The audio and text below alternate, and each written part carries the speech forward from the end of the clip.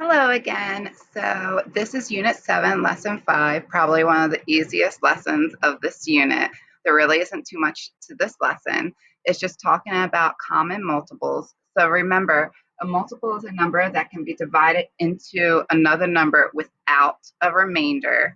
The product result of one number multiplied by another number. So what is that? What does that mean? So if I said 4 times 1 equals 4. So the product result of one number multiplied by another number. 4 times 2 equals 8.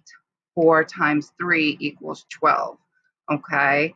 Now, when I'm saying common multiples would be multiples where there are two or more numbers, two or three. No, it could be 2, 3, 4, 5 numbers where they have numbers common multiple where they have multiple numbers in common. Okay, where they have so I think the easiest way would be to show you at this point.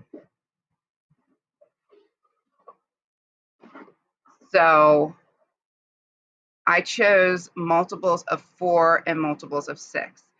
So in my least common multiple lesson, you see I briefly quickly go through this.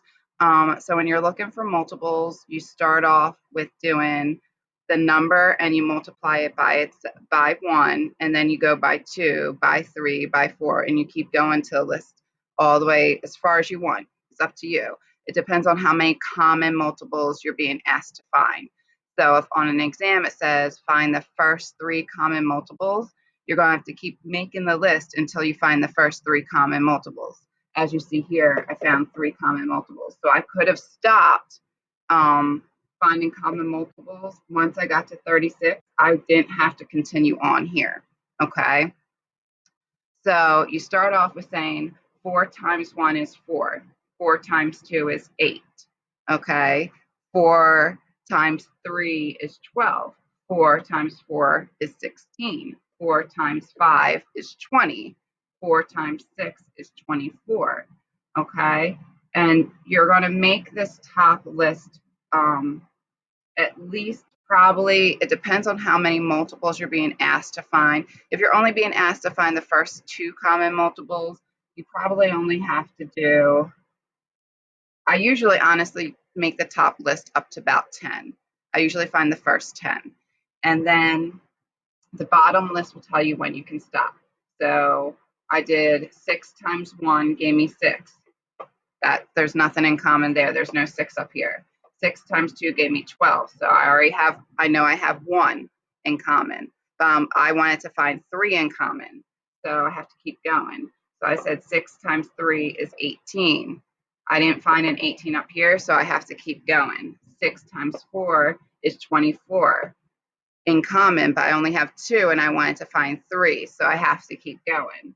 Okay.